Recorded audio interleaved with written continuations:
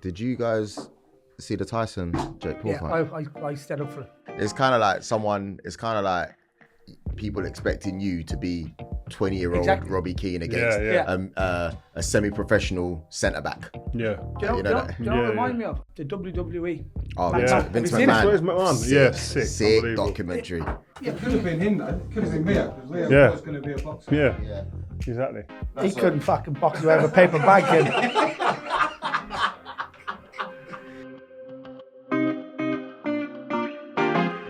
Hi guys, and welcome to this episode of Rio Presents. Listen, I'm Rio Ferdinand, I ain't got to tell you that. This is Joel Beya, the man who's always here. And you know what?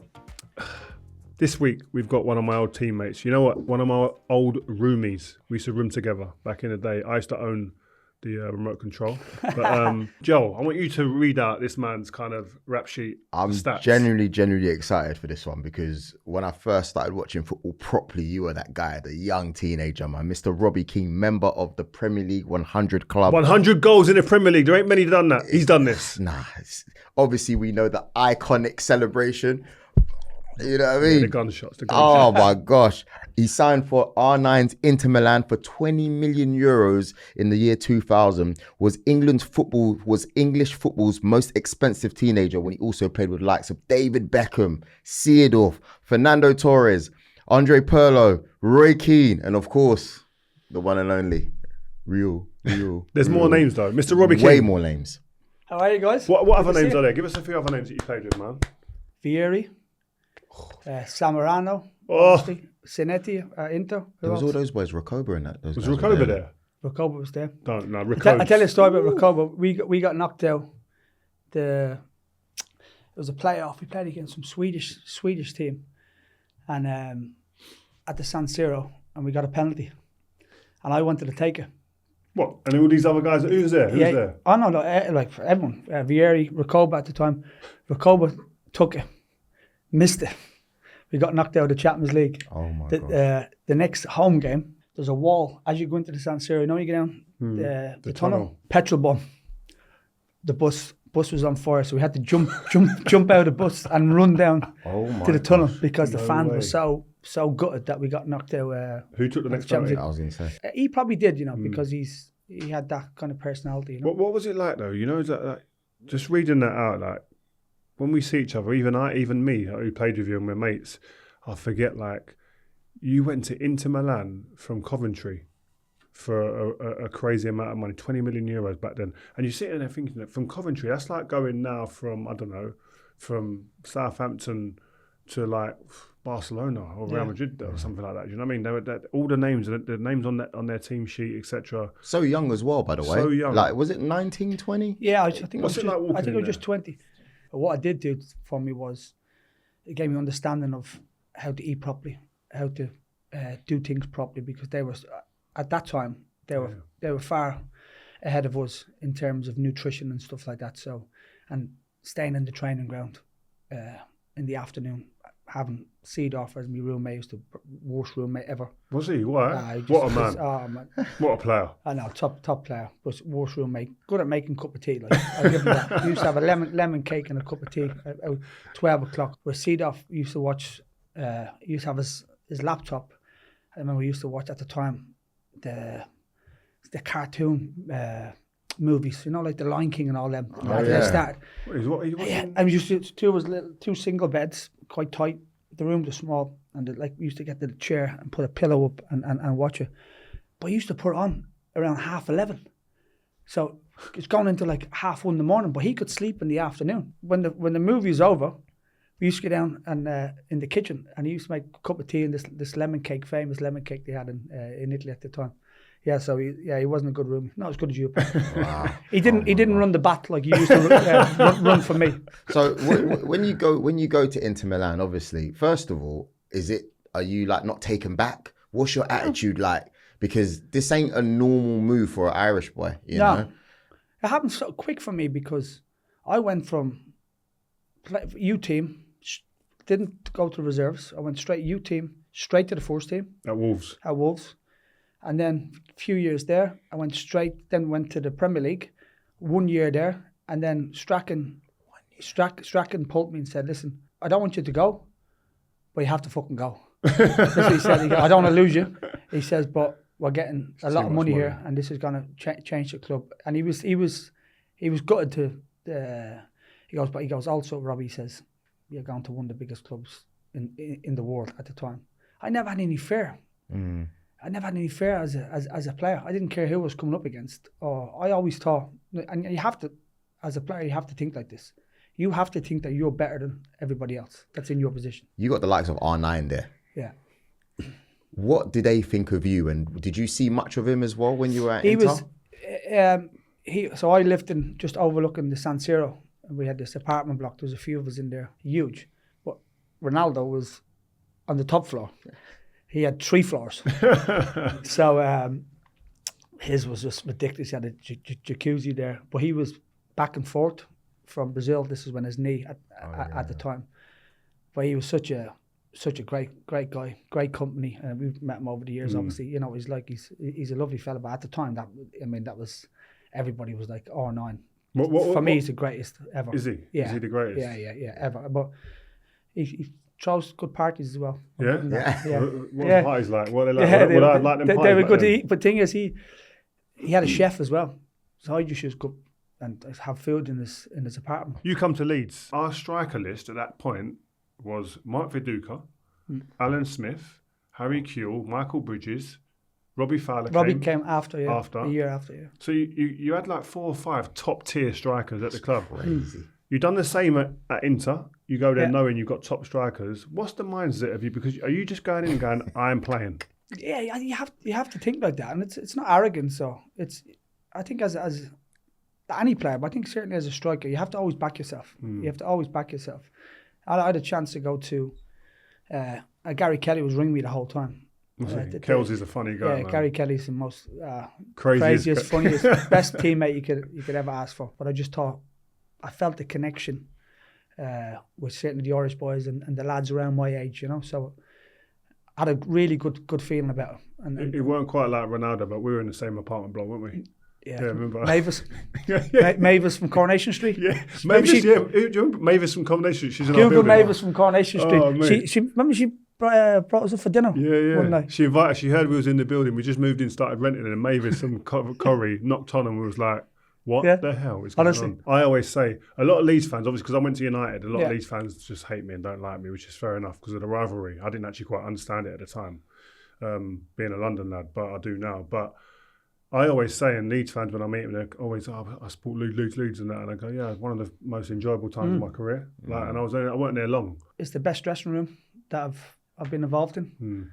I thought the atmosphere in the group was incredible. And that was brought by people like, you know, Gary Kelly, David Batty, Jason Wilcox, you know, senior players who are funny lads, weren't they? Jason Wilcox is now a serious guy at Man United with Ineos. He does the best Roy Hodgson impression ever. And Peter Shreves. Yeah, Peter Shreves, yeah. But for me, it was the dressing room was just incredible. I mean, we would, after games, usually 2 or 3 lads would go out, wouldn't they?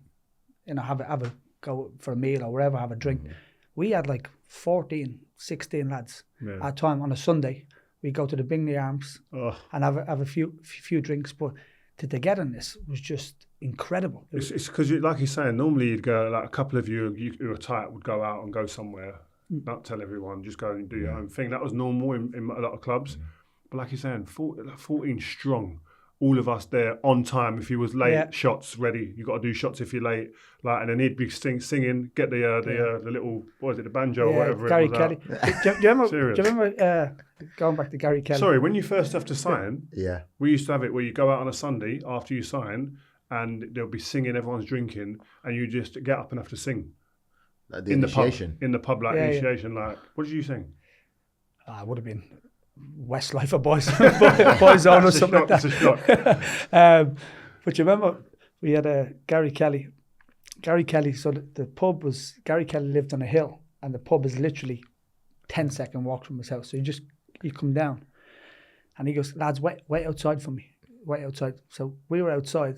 I think me, you, Steve McPhail, Ian Hart, who's his nephew, by the way, and he comes down on a Honda 50, right? No word of a lie. We're all standing outside. Honda 50 drives past us, and there's a bush there. He just jumps off. Hey lads, jumped off. Lets the Honda 50 straight through the bush and just walked into the pub. What did he say to you? He didn't care. He wouldn't care. He don't care. Yeah, he had like a barn. You know, his house was like a horseshoe, and he had a barn with a fake horse in it. Remember the fake horse? Do you remember? Robbie scored a hat-trick with the penny in his hand. Yeah. So we used to have this game. So the penny passed the penny around during the game, and the one who had it at the end would have to get a meal for every... Yeah, for the whole team. Take the lads out on a night out. But if someone gives you the penny and offers it to you, you can't refuse it. You have to... Apart from the goalkeeper, you couldn't get to the goalkeeper. So by the end of the game, whoever's got that penny at the final whistle goes is buying everyone food and drink on a night out. Robbie Fowler scored a hat-trick against Bolton with it in his hand. He wouldn't give it to anybody. He wouldn't give it to anyone. He just kept running around like that. But when you'd celebrating, I remember celebrating a couple of things, what a goal or whatever, and someone goes like that, then you go, oh, for fuck's sake, and everyone, the crowd looking at you as if to say like, what the fuck's going on? Crazy. And then we got the Robin Reline. Remember we bought the Robin? Oh, that was funny. We bought the Robin Reline, the little... the three-wheeler. The three-wheeler from... Only Fools and Horses. Yeah. So Jonathan Woodgate was at a garage in Middlesbrough, and he was getting petrol, and he seen this guy coming, this little three-wheeler, and he goes, hey mate, can I buy that car off you? So he goes, yeah, I'll give you whatever, 600 quid it was, I think, but I think he gave him 1,000. So on a Friday we'd have the worst trainer, and so Ian Hart, bless him, he got it, and he wasn't happy, was he? He was raging, right? When I say he was fuming, but Gary Kelly is his uncle, so Gary Kelly says, I'm going to tell Granny on you, as in his mother. If you don't, you have to. No, I'm not driving. So he had to drive it the next day to the stadium. To the stadium. It's actually online. You can actually see the picture.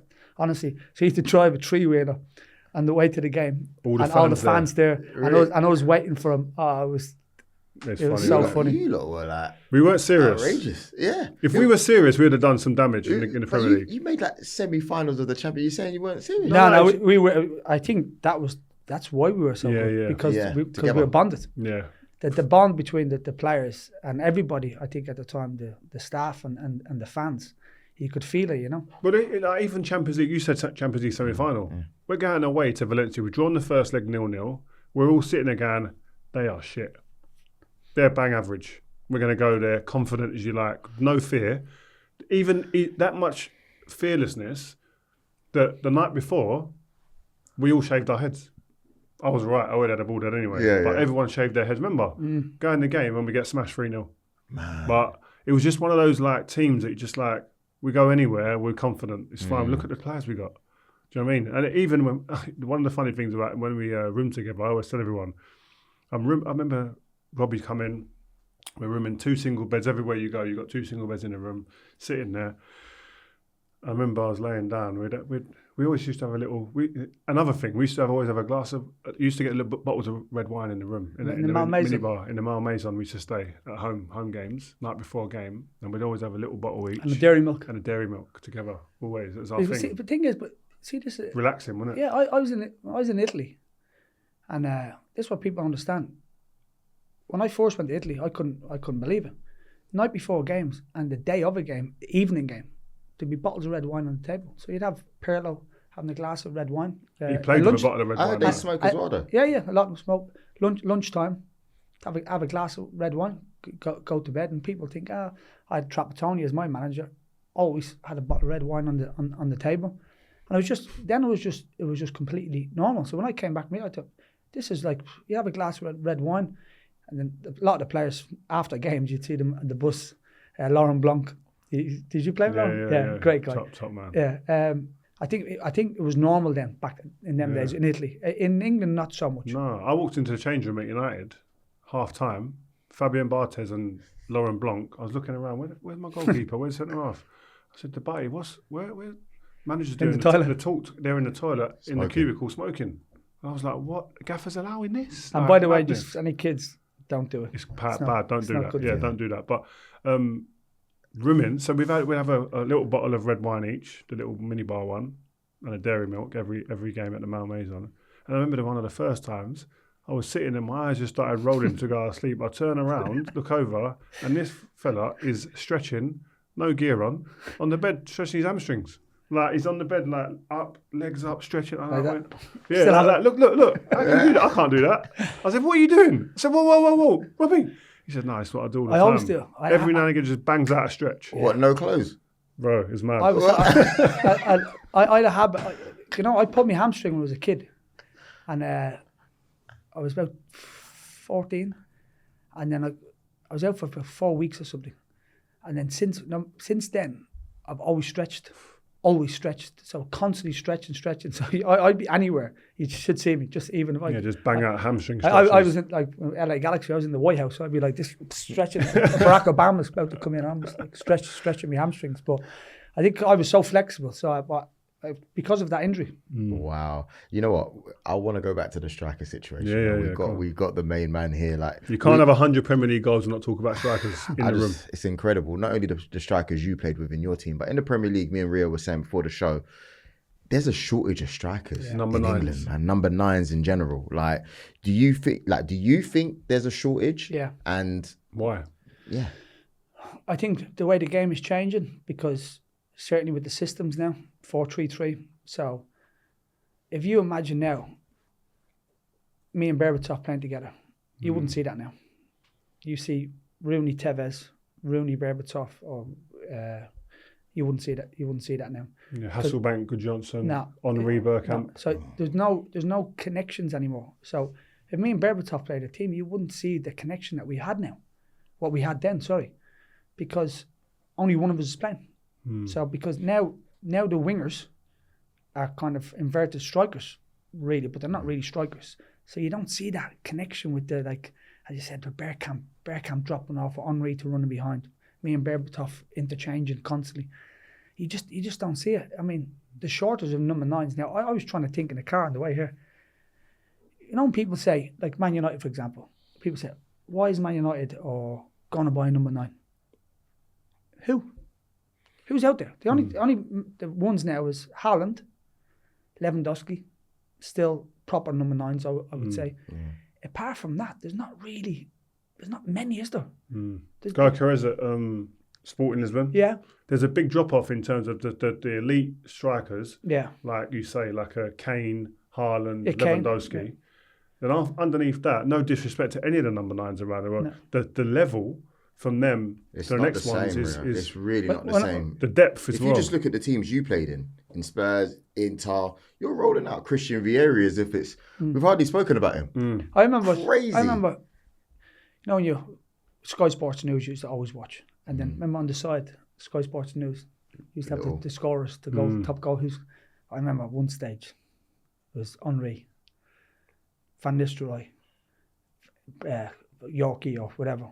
Me, Andy Cole, Jermaine Defoe, like you see this, you don't see that anymore. You see, the midfielders maybe scoring now, but I don't even know who's the top 5, top 10 strikers at the moment. Well, I've got them here. Current Premier League strikers having good seasons: Watkins, Welbeck, Haaland, Wood, Delap, Jackson. Like, when you put them names against, no disrespect against the names you just mentioned there, it's incomparable, really. It's crazy. I think I agree with the systems, because you used to get four strikers in most squads.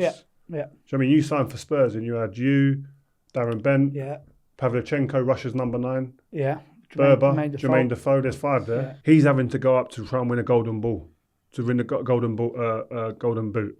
Who he's got to go up against. Like, in England, you've got, like you said, Rude, Rooney, Tevez, Berbatov, Ronaldo, Henri, Bergkamp, Hasselbank, Zola, Fowler, Defoe, Michael Owen, Torres. Like, that's just Premier League, by the way. When you take it further than that, I've got a list here. Raul, Ronaldo, Batistuta, Adriano, Crespo, Morientes, Inzaghi, Trezeguet, Del Piero. Bro, I remember I ran out. I keep saying this. This is what throws me when I go around Europe doing Champions League, especially with TNT. And some of these teams, you're going, they're playing great football. And I look at the strikers, I'm going, yeah, they're good strikers. But I remember running out at the San Siro, and the 2 strikers that are waiting for me was Zlatan and Adriano. Yeah. That ain't happening today. One I of don't care them, where you one are. of them didn't even reach their peak, their full potential. No, but and then I go out in Turin and I've got Del Piero and Trezeguet waiting. But do you think the kids now are kind of gone? They want to be maybe a Rodri, and that's I mean top players. Don't get me wrong, but I don't think the kids today don't go, I want to be a striker. I really want to be a striker. They want to be a link-up player. They want to be They want to get forwards or involved, tens. involved in the game, and like you can't knock him because you look at Mo Salah, for example. I mean, he's top goal scorer for Liverpool every season playing right wing. You never, years ago, David Beckham would never be top goal scorer for Man United, for example. No, Ryan Giggs wouldn't be. No. They were suppliers. They were suppliers, yeah. They have the David Beckham crossing, but I think the wingers now are becoming almost like strikers, but they're not proper, genuine strikers. But that's where the goals are coming from. So the game is definitely changed a lot. When you speak to kids and you say, who do you want to be like? What player do you want to play like? Like even if you fast forward it right, it's Lamine Yamal. Yeah. Cole Palmer, Saka. Like it ain't. True. Some of them want to be Haaland, but there ain't many. They don't want to be anyone else. There ain't other number 9s they want to be. It's Haaland maybe, but there's not many of them who want to be that. Do you know what I mean? They want to be the players that are around the number 9 rather than back in the day. Every kid wanted to be the striker. Every kid wanted to be Owen or Rooney. Yeah. Shearer. Yeah. Do you know what I mean? They wanted to be. I forgot to even name Shearer. They want to be them guys. They want to be the person who finishes the games all the time. But it is different. It's just a different style of football now, isn't it? It's and just it the system. dictates it, The system has just changed. There's no really 4-4-2 anymore, is there? No. I would get into that. You're a manager now, isn't it? You've had a great time managing. I remember we spoke when you was in Israel and you won. Would you win the cup there, isn't it? The league and the cup, league, yeah. You obviously worked with Big Sam at Leeds, which would have been funny, I'm sure. But I look at it and a lot of my teammates I played with, I always think that, did I think that they would be a manager? I didn't think you'd go into management. I thought you'd be. I don't think you'd be in the game. I didn't know where, but I didn't see you as manager. But now when I speak to you, I don't see anything else because you seem obsessed with it. How have you found it? Yeah, I loved it. I mean, I've been doing my badges since I was 29, so it was always in the back of my mind to do it. So and people think you go from a player, and then you just automatically go to be a manager or a coach. It takes a long time, like, you know. I mean, I said 7 years had to do the hard graft of do your pro license, do a lot of stuff on the computers and stuff. The stuff that people don't see, they just see you as, oh, you're Robbie Keane, used to be a player. Automatically, you're just going to get a chance to go to be a manager. It doesn't work like that. You have to kind of prepare yourself. You have to get yourself in a situation where you're separated as well, because as a player, you're known of this certain player, but then as a manager, it's completely two different things. Different persona and everything. Completely different, you know. And then you're not just looking after yourself as a manager. You've got everybody else to look after. Yeah, because you was in Tel Aviv when the war kind of started kicking off, and you've obviously got a team to look after, players to look after. You've got families and your staff. Yeah, well, let's make it clear. Obviously, there's been a lot of stuff going on. I resigned at the end of the season from my post in Maccabi Tel-Aviv. Yeah, but what people understand, when it did happen, obviously we left. But I've got 5 staff. I've got a lot of foreign players who rely on me as their coach. We're winning the league. With the first time they've never won it. Sorry, they haven't won it in 3-4 years. We're in Europe doing very, very well. So my analyst guy, for example, he's got a mortgage. He's got a family. He's got kids that he has to feed. So the decision just to step away from something, it's not just my decision. It's everybody else's decision, which was tough. Let's make it clear, what's happening is terrible and nobody wants to see it. And hopefully it ends very, very soon. But at the end of the day, I'm a football manager and my staff have got people to look after. And I've got a duty of care. And my analyst guy, for example, was at Middlesbrough for 12 years. 12 years. And for him to come with me, and then for me just to walk away from that and leave him and his family, because you can't just walk into a job. It's difficult to walk into a job straight away after leaving a post for 12 years. He's just one example. Then I've got other staff. So I've got players calling me, please don't leave, coach. Don't leave what you've done for this club, blah, blah, blah, whatever it may be. So I've made the decision to stay till the end of the season and walk away from a big contract, another year, possibly two more years. And we made that decision as a group and as a staff. But to go and win the league and to win the double, nobody can ever take that away from me. Yeah, and I keep seeing your name pop up when jobs come up. Your name keeps coming up in the mix, so I'm looking forward to seeing you get in there and seeing you on a touchline. What club did you wear?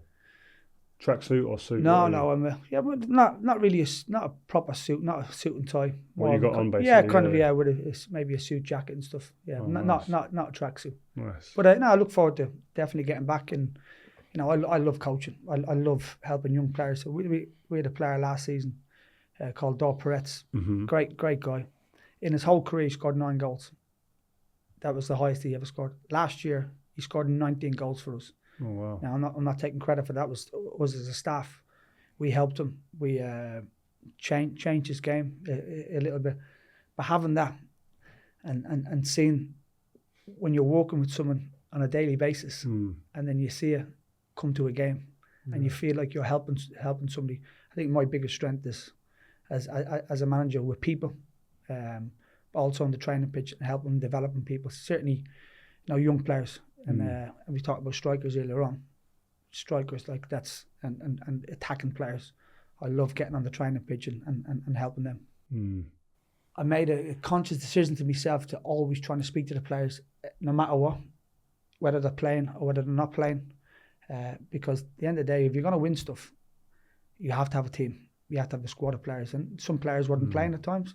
So I learned to kind of, and I've learned this because I had some managers with something they wouldn't speak to you, and I never really understood that, because if you're not playing, that's fine, it's no problem, but explain why you're not playing. Get them in your office. I think you could do this. Benítez was one, for example. He would sometimes wouldn't speak to you.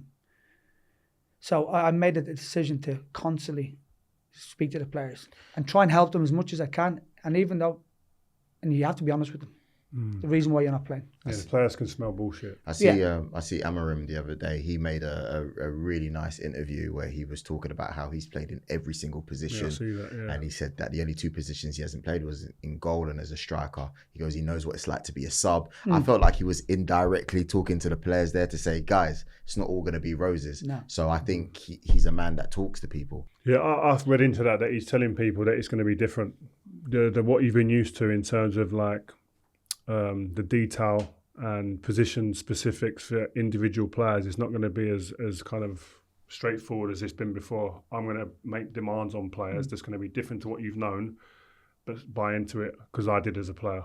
And he's shown he can bring success. He brought success to a club that was starving of success at Sporting Lisbon. 2 bigger clubs in Porto and Benfica that were winning everything, dominating, and he changed the whole club round.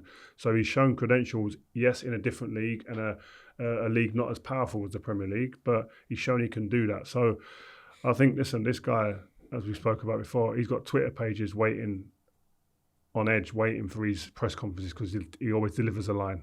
And he seems to have delivered something there, but I think more importantly for his players. And I'm looking forward to how he sets the team up. Is he going to make... Because the way his team played at Sporting is very, very different to the way Man United have been setting up in the last however years.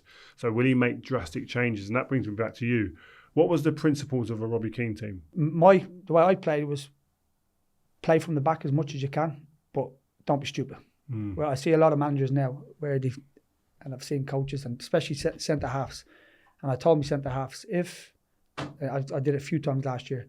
If you keep passing to each other, I'm going to take you off. Because they pass to each other just for the sake of passing it to get, and some managers do it now, I know that, where they can get their stats up so it looks like, so dominant. Pass with a purpose. I used to always say to defenders, if you see the 6 or you see the 8 free, straight away pass them. I don't care if we're 1-0 up, 2-0 up, 0-0, you do it as quickly as possible. Where honestly, I said to one, it was a Spanish lad, if you keep passing to each other, you won't play next week, I'm going to take you off.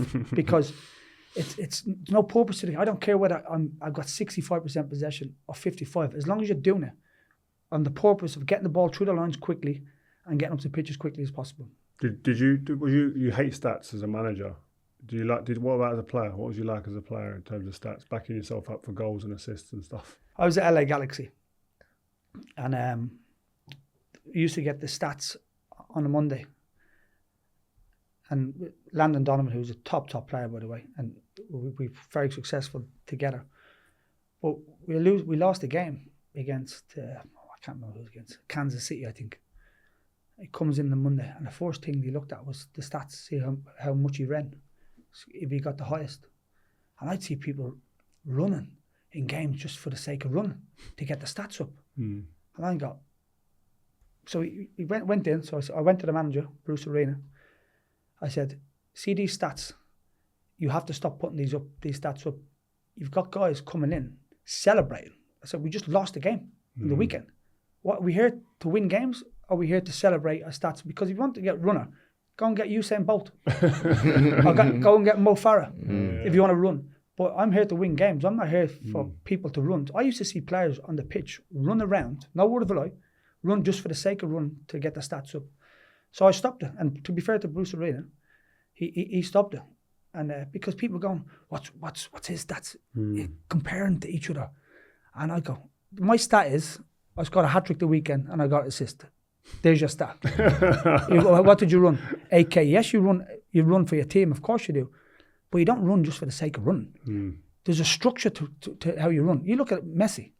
What does Messi do in the game? He strolls around. 8K probably? If that. Right? So, but, no, he's on a different level. I'm not comparing, but you don't have to run. We had a striker, Iran Sahavi.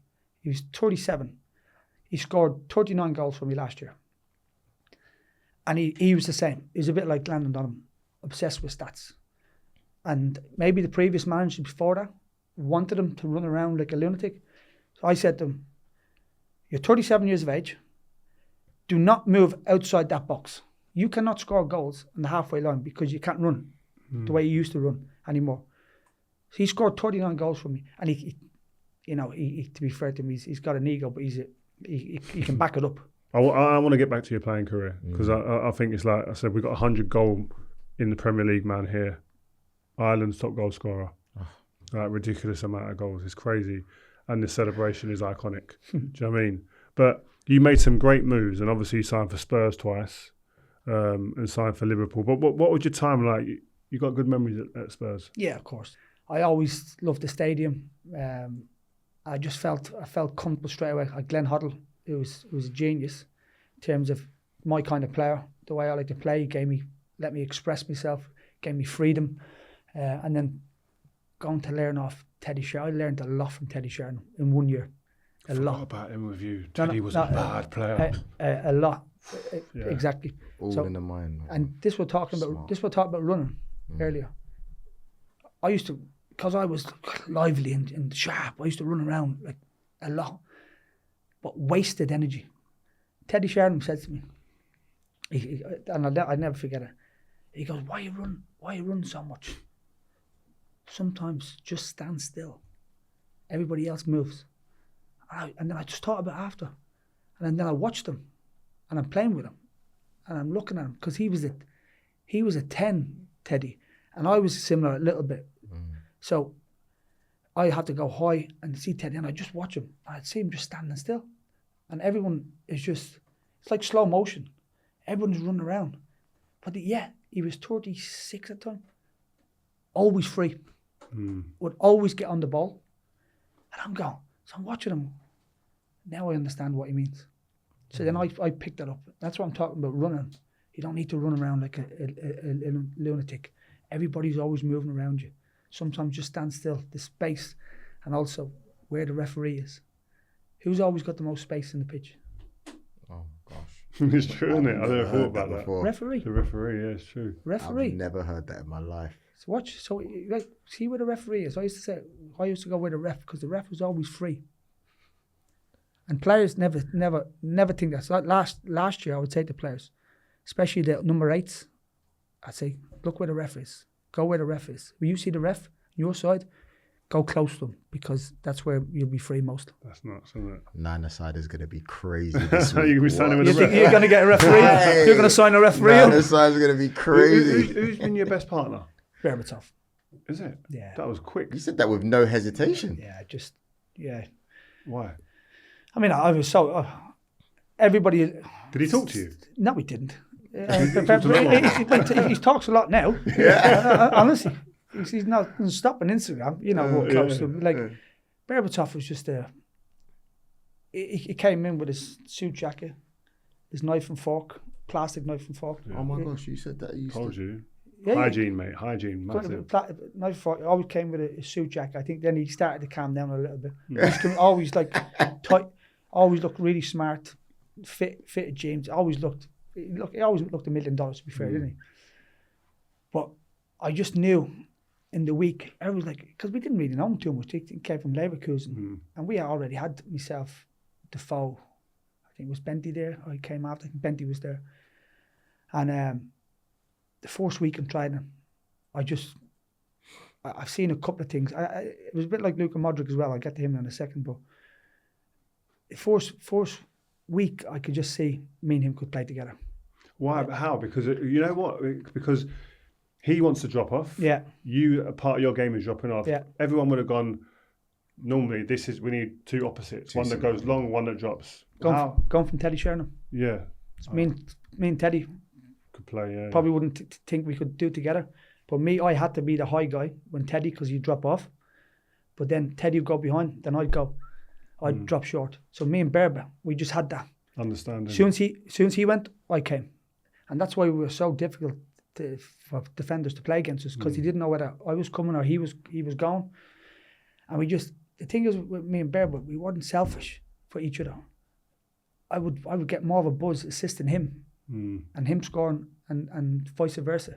I think that was the difference why me and him was so successful together, because we were just happy for each other to score. And we just had, see with Berba, he didn't speak to many people, but he would always speak to me. But I would always wind him up and have a bit of banter. I'm trying to get him Elvis. He wasn't shy, was he? He was just, I don't know, it's very hard to describe him. But then you get him, you see him on a night out with whiskey. He'd have a whiskey. He'd always look cool. He'd have a whiskey with ice in it. And then he used to big thought he was cigar. in the Goodfellas. Yeah, and big cigar. He thinks he was in the Goodfellas. That's who he actually thought he was that guy. You know what I mean? Andy Garcia. He thinks he's Andy Garcia. But he's like, we had him on the pod a while ago, him in the manual. Like you say, he talks now more than I've ever known it. And no one can believe it's him. He talks really well, by the way. But he had that kind of like reserved kind of personality, didn't he? And whether it's shyness or just his upbringing, he was saying to us, I don't know what it is, but he was a ridiculous player, the touch and everything. What about Modric? You mentioned Modric there. Could you see Modric doing what Ballon d'Or? No, I couldn't say that. But when we went to Spain, he didn't speak English. I took him under my wing. And I looked after him. Yeah, I wish. But he was small, like when you see him first, and there was a lot of talk about him. Newcastle, I think I remember at the time, Newcastle and a few people. We went to Spain. The first week, I'll be honest with you, the lads were like, no, I'm not sure. Honestly. And then we went to Spain, and I said to one of the players, I can't remember who it was, I think it was Michael Dawson. I said, he's going to be top him. And he went, really? I said, yeah. I said, why? I said, he's done 2 things in training in the 5-a-side that I'm thinking, yeah. He goes, and then you just see him just do that in the first 2-3 weeks, and the lads just went, oh my God, we've got something. He is special. Like I used to hammer the lads last year. The amount of people give the ball away. When you watch a game now, outside the foot, they give the ball away so many times. You wouldn't believe. Bruno Fernandes. Right? You would not believe. My players last year, I stopped them from doing it. I said, the only person that can do it outside the foot is Luka Modric. He doesn't use his left foot. He's the only person to do it. You're not Luka Modric. Don't outside of your foot. You keep giving the ball away. Imagine the manager telling you that. No, I've told him. I said, honestly, and he's the one outside of his foot. It was just like ridiculous, absolutely ridiculous. Just the stuff he did in training, and then you could just see him grown as well. He was quite shy, you know. And then, but once you got on the pitch, you can see this personality. Like I'm the man. Give me the ball. I'll make things happen. You was it? And this is just me speaking. No one's ever said this. Was it difficult when you're playing against Jermaine Defoe because you both want goals all the time? Was it like competitive? Like it wasn't. I was never. You know Jermaine. Jermaine just a goal scorer, isn't he? He just loves scoring goals. He'll nick anyone's goal. Yeah, he was like Jermaine. I mean, if you went through one on one, and if you're there tapping, Jermaine shooting. But like that. But that's what made him. What would you? Would you hate playing against me and Jermaine? Oh, 100%. Yeah, because of the movement. Yeah. I don't think I ever played against two players that wanted to do opposite movement as part of their game. JD would do it as well, not as good as him, but they would do opposite movement, and both of them didn't mind running behind and were quick enough that and good enough when they got behind, they're not really going to give you a chance to get back and they're going to shoot quick. When you say opposite movement, do you mean like drop the shoulder, run behind? Yeah. So to get in behind Robbie and Jake, they'll go pretend to bring me to the ball. And open a space behind and run behind, or vice versa. So they do that, and then so for a defender, it's not only working me mentally, but my thighs, my legs. And you do that for 60, 70, 80, 90 minutes, you are knackered. Like, and because these boys keep you on, your concentration has to be spot on. We might keep a clean sheet or win the game, but I know it's been a tough game mentally and physically. Yeah. You've said in Jermaine, like Jermaine was quicker than me. I was probably sharper over 5-10 yards, but Jermaine was proper sharp. As Rio said, with players like me and Jermaine, you always have to be watching because we'd always. I used to always say to the strikers, even now, we always start behind the defenders. I used to do it to defenders, Rio and stuff. Stay behind them, and they're constantly like this, looking over the shoulders. Yeah, killer. So then, as soon as the ball will come, I don't see the understanding now between midfielders now and strikers. I used to always say. So Michael Carrick or whoever it may be, next one in behind. So talk about it. So like I don't really see that anymore. So I would say, Carrick, no matter what, next one I'm going to come short, 2 yards, I'm going to spin him behind. So you play it, and if I don't do it, it's my fault. I don't see that really communication anymore. And even a striker starting behind the defender, because Rio, he's marking me, and he's constantly looking like that. As soon as he looks that way, I'm gone that way. And then coming. And I was never offside. Never usually offside. Start behind because defenders hate spinning. They hate and also spinning. As well, for me, against players like him, he could score every type of goal really, other than like a back post header, right? Yeah. But he'd want to get across you in the box. He could anything that pops around. He could smell chances in and around the 6-yard box as well. But he could also bend one in from 30, 25 yards. So I couldn't stand off him too much, and I couldn't get too close. So he's always asking the question about where are you going to be? Are you going to be close enough to me to affect my game? Hard, difficult. Yeah, but you and Vidic, I would say, I've mentioned this many times before. You and Vidic was the hardest to play against. Wow. Because Vidic was just like, I mean, he would put his head through the back of you, and then Rio was more calm and you know, kind of cool. He never dive in. He never. I don't think he got many yellow cards or red cards. No. He read the game so well, very very well. He understood things before it even happened, and that's a sign of a top player, understanding what's going to happen. So he already knew 2 seconds before, and you don't see that. Woodgate was the same a bit. Understand what's going to happen just before. So to play against it, I couldn't get away from him because he was way quicker than me, stronger than me. That's why I have to always have the movements to get away from people like him, because in a race he would kill me. On the ball he was so calm. But them two, I always said it, for me was the most difficult partner to play against. Sorry, talking about partners, you went to Liverpool. When you go there, what was it like with someone like Steven Gerrard? Like there, and also that you saw that partnership with him and Torres firsthand. Because I thought me and him perfect together. Him running behind, because that was his game. It wasn't really a come short, get on the ball, link up play, and that would suit me perfect. So, and that's what I thought was going to happen. But then when I got there and the first game, I think we were in Sweden or something like that. first game I played left wing. I was like, oh, this is not a good sign. This. First, I'm definitely not a left winger. Yeah. I mean, I don't mind drifting there and then coming inside, but I'm definitely not starting. So I thought, that's a bit interesting. And then we had obviously Alonso, Mascherano, and Stevie. So I thought it was between two of them, you know, playing in the middle of the park. But then, knowing Rafa now the way I do know him, he'll always like the midfielder playing almost like as your 10, if you like, and that was Stevie. And I mean, how can you? The partnership him and Torres had was incredible. So it was always going to be difficult for me to break that, you know. So so that was difficult because I really thought of me and Torres had a couple of years together. I think we could have been talking here with me and him, Berbatov, in a similar fashion. But it wasn't meant to be. I don't have. I think we only finished. I left before the season, but I think 2 points behind Hughes. I think. I mean, I believe if I'd have stayed, and I've been given more of a chance, we probably could have had a chance maybe to win it. If Rafa knew how to use us both, where when he left me out of the squad once and put David, I think David Ngog, his name, striker. I mean, he's a lovely lad, but he wasn't at my level. But he put him ahead of me and stuff, and I was like, the writing's on the wall. How do you react to that, like, as a player? Because you see some players now. The thing is with me, real, and people say about moving and stuff. I'm not one. I never wake up on a Saturday morning and look forward to sitting on the bench. When you was on the bench, was you right, agent, get me out of here? After a bit of time.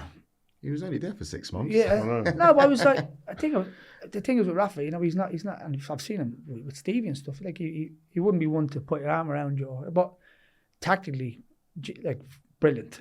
But like, was his training sessions good? To be honest, no.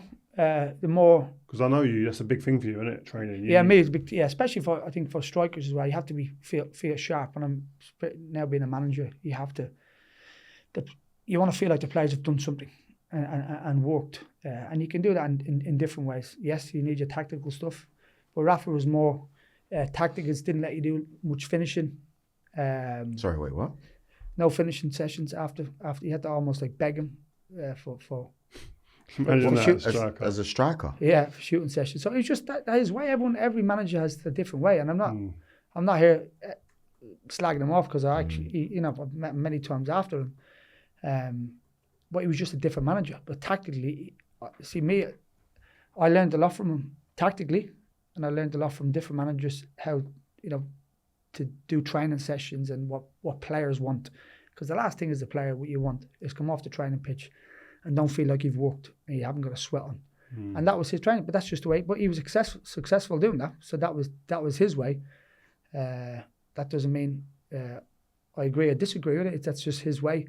And a lot of the lads were desperate. I think you had Crouchy on. Crouchy said that he just wanted to do finishing sessions but Rafa was more, and his assistant Paco, after training you do like a 10-12 minute jog, like slow, where I prefer to be. My head would be falling off. I prefer to be doing, like little sprints or sharp sprints. So it wasn't my game that.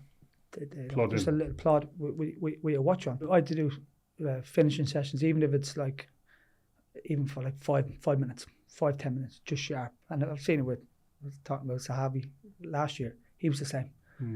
You have to, as a striker, you have to have that mindset, and you going into games, especially feeling sharp. And everyone has their own routine. Every player is different. And also work on lines. This is another one. Lines. So behind the goal, behind you, people say, how do you get a shot off quickly? The lines, the penalty spot, the 6-yard box. I used to go exactly where I was from the lines on the pitch. Knew exactly where I was. So you haven't got to look anywhere. You can just see the lines. As soon as I see the lines, I know exactly where I am. So I know it has to be sharp finish. These strikers, I don't care what you think about them. They're all thinkers. The best strikers are the ones that think. And you could say it's like certain strikers. He's a bit of a class clown or a dunce. But you get him on the pitch and he's intelligent because they have to think like a snooker player, shots ahead. Yeah. Do you know what I mean? All the time. So just for my benefit, so I'll know where I am looking from at the lines. It's too late for you. Listen. Anyway, you know what? Before you come on, I said to the WhatsApp. Sorry, I said to the WhatsApp group. So you know, people don't realise, do they? We have a Leeds WhatsApp group. Yeah. Like, Do you until today? Our team we played in at Leeds. It's got a full. How many of us in there? About 20 odd in there. yeah. Is Olivier Decor in there? Yeah. Olivier's in there. No way. Yeah. David O'Leary's in there. Yeah. The gaffer. Yeah, he's in there. The only one who's not in there is Bats. But David Batty's just. David Batty did say He's disappeared. he was greatest guy ever. great What guy. a top player he was. I kind of knew he was just going to disappear. He's one of those guys. No one's ever heard of him. So Bats, if you're around, man, get back involved in the WhatsApp get in group. contact, man. But We need everyone's Bats. like, "Where's David Batty?" Yeah, we'd have a night out just for David Batty if he come Really? back to the group. 'Cause Oh, that's mad. we just like never see him in. He's been true to his word. Wow. Do you know what I mean? Who else is in it quickly? I haven't. Jason Michael Wilcox, Dubry, Dubes, yeah. Woodgate. Beya, Gary Kelly. He always just sends pictures of him like just with beer around the Guinness or something, isn't it? Somewhere in the world, like. Yeah. Just, but it's It's good, isn't it? nostalgic. I like it. It takes you back to that time. But one of the guys, he kind of come into it and said to me like, "Listen, give this one to Robbie. It's not a bad one. Listen, Keno, you fancy yourself as a bit of a singer. So if you had to form a boy band of former teammates, who would they be? Why? And do you have a name for this group? You'd be lead singer. Who do you reckon's asked that in the group? Dubes. Dubes are dumb. I knew it was, yeah. Dubes. We had an A team, by the way. Wow. Dominic Matteo. Lee Bowyer used to throw himself in there. Lee Bauer, Lee Bauer, the slowest eater in history. Yeah, it's the worst eater. Honestly, we had to wait for him to finish his food, but he was like you have a biscuit. Remember before training, you always have a biscuit and be like that. Like He slow, used to cut peas in half. yeah. With his Like, aggressive as he was on the pitch. Honestly, I used to wake him up. You go, come on, Bo. Yeah, he Hurry was up. funny. So Going going back to the boy band. I'd definitely be lead singer. My dad was a singer, so that's and also being Irish, that you're brought up with singing constantly. I'd be the lead singer. Gary Kelly, definitely the drummer. Who's the Sesame Street? The Sesame Street figure. Gary Kelly would definitely drummer. Alan Smith, we had to be in there because he's blonde. Was blonde. You know, Could he sing? No, but he'd be the one that would be maybe the pin up. Yeah. He'd be the kind of face. Yeah, all the kids would like him. One more. You'd be in there for your shapes. You Yeah. love your shape whenever you get a That's glass of slow. red wine and you drop on the shoulder. Few So I moves. used to drop the shoulder, on the pitch. Rio fancies himself and get up. When he has a drink in his hand, you always see the shoulder The drop. old moves. There's a bit of rhythm. I'll bring rhythm to the group. Yeah, you bring a Let's bit see. of rhythm. What would it be called? Well, there you go, the A-team. The 80. That's it. Done and dusted. No, I like that. Man. But Well, last question I got for you. Where did the celebration come from? The rollover that's and a the good guns. question. Hey, mate, John. John, he's mate John everywhere. Goes everywhere with him. Till today? No, he's back home now. He's got when we were obviously younger, lives with me in Inter in Leeds, and then both of us found girls, and then they ruined it for us. So I'm joking. No, he was a great guy. No, we were kids, just messing on the street. how young? 4 or 5, playing the street, went to school, Wow. and he said, I used to play against different roads, and I just messing one day, I just scored and just did a cartwheel. And he says to me, if you make it as a football player, you have to do that. Oh, sick. So that's where it came from. And then obviously I extended it a little bit with the roll and the gun, but it's mad because it's iconic, but I used to hate watching it. Did you? Yeah. I know other people probably I didn't. So before, on a Monday, you used to watch back the videos of the game, and we scored, and it always finished with me scoring, whoever scored, winning goal, or whatever. I used to go into analyst guy before. I said, take my celebration now. Just the goal and just cut it. Mate, just so you know, we did that in the playground. Like, that was like, I wasn't even a striker, but when I did score, that's one of the ones I would do. Like, playground. What's the most iconic It's up there, Most iconic Premier League Celebration. celebration. You got Shearer's is a classic, innit? Let's be Yeah, honest with you. You It's saw that boring. most. You saw that most. But yeah, it's Boring. yeah. it's a classic. I think yours is definitely up there. Beya. Remember Beya? Oh, the No, Superman. Oh, the yeah. one who smashed up the boards. Remember when he scored? Oh. Kicking the boards. I like that one. You had the robot. Crouchy. The Rooney one was good when he punched and knocked himself out. Yeah. Yeah, but I mean that was just a A one-off. regular one. Crouchy robot. That was was in a for a one-off minute. as well, yeah. That went a one-off. For a Did he do that, moment. did he? Yeah, for a moment. He had a period. Like Haaland, to be fair, just what's the Yeah, when he sits down and does let's that. do something, because see, No, people- VAR's killed it. I ain't celebrating because of VAR. That's true. Because it's embarrassing. Going back to VAR, speaking about VAR, when I was when you're a manager, the first thing I did was constantly scored. I'd look at Alan's guy because you don't know, because it could be the third phase before that or something as a handball. A midfielder just nicked of something. It happened to us a few times last year, and you just go. You imagine me playing now, scoring, doing the cartwheel, right? Guns out. And then VAR comes in, takes away to go, look like a fucking idiot. Yeah, everyone's going like, laughing at you. Yeah, Like, do you know what I mean? So I wouldn't. So I agree. It's kind of ruining the celebrations a little bit. Get rid of VAR. That's what Robbie Keane saying.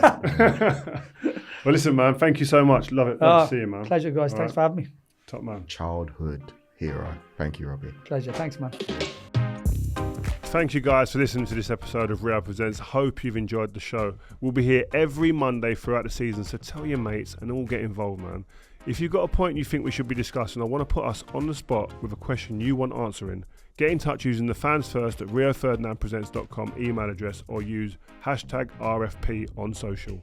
Make sure you leave us a review and follow this Rio Ferdinand Presents feed, and you'll never miss an episode. See ya on the next one.